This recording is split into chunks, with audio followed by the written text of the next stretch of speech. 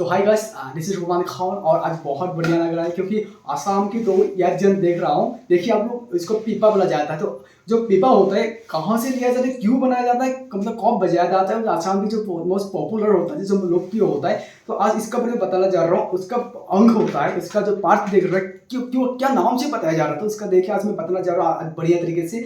और आसाम का जो ट्रेडिशनल जो पहन रहा हूँ उसमें बहुत आज मैं गर्व महसूस कर रहा हूँ कि मैं आसाम का जो मैं खुद पहनकर आसाम का दो पीपा लेके जो इंस्ट्रूमेंट लेके यज्ञ लेके आज मैं आपको साथ आ रहा हूँ। आज बहुत मैं महसूस कर रहा हूँ आज खुद को, पर क्या बताऊँ। आइए हम लोग जानते हैं आसाम का जो पीपा होता है, मतलब किसे बनाया जाता है, कहाँ से लिया जाता है, सब कुछ बताऊंगा। ठीक है, तो आइए तो पहले देख लीजिए। आपको मतलब माइंड में मतलब होगा ये क्या होता है। इस पे जो देख रहा है इसके बांस से मतलब कोई लोहेर है, मतलब कहाँ से बनाया जाता है, जो मतलब जो साउंड निकालता है, इसका जो धुन निकालता है बढ़िया निकालता है। तो देखिए उसका जो एक पार्ट्स ऑफ नेम होता है, ठीक है, मैं आपको बता रहा हूँ।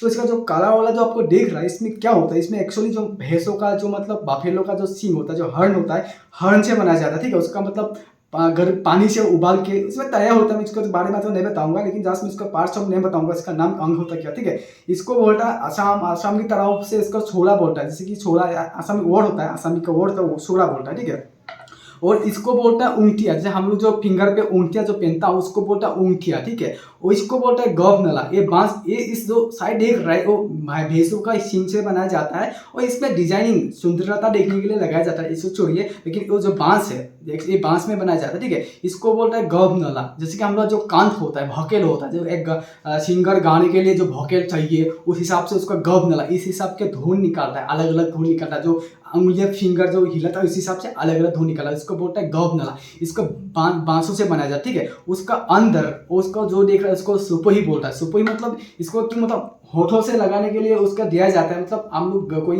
पेपा जो बजाता है उसका फूकने से बाद उसे नाकों से मतलब एयर लेना पड़ता है, फिर से फूकना पड़ता है, इसीलिए हम लोग प्रेशर देने के लिए ये सुपोही हम लोग को मुख से लगाया बनाया जाता है। उसके बाद अंदर आपको देखा होगा, अंदर दो इसके थुड़ी लगाया जाता है, थुड़ी के हिसाब से उसका साउंड निकालता है। जो थुड़ी अंदर दो है उसका मतलब जैसे कि जो नदी का जो किनारे मिला जाता है, इसको सिक्योरिटी नहीं तो उसको भी थोड़ी भी बोला जाता है। ठीक है, तो अलग अलग दो नाम होता है। और उसके बाद इसका चुपो ही बोला जाता है। ठीक है, और आपको पता होगा देखिए दो इधर पेपर दिख रहा है, तो पेपर तो एक ही पेपर होता है, उसका मतलब क्या होता है, लेकिन उसका दो नाम होता है। देखिए उसका दो डुअल पेपर देख रहा है, डबल पेपर इसमें सिंगल होता है। ठीक है, लेकिन दोनों का नेम पेपर ही होता है, लेकिन उसका नाम अलग अलग दिया जाता है। ठीक है, तो इसको देख रहे हैं, इसका जो पेपर हम लोग एक ही हाथ में पेपर ले रहे हैं, दो पेपर। ठीक है, इसका मतलब मैं आपको बता रहा हूँ, इसको बोलता है जुड़िया पेपर बोलता है, इसको बोलता है जुड़िया पेपर। ठीक है, और इसको जो पेपर आप देख रहे हैं उसको मतलब ग्वाल पेपर बोलता है, नहीं तो गुटिया पेपर। ग्वाल पेपर इसीलिए बोला जाता है, जो आसाम का जो लोग होता है, जो गाय भैंस लोगों को जो मतलब घास खिलाने के लिए जाता है, उसके पास जो रहता है, जो आदमी रहता है, उसको बोलता है ग्वाल।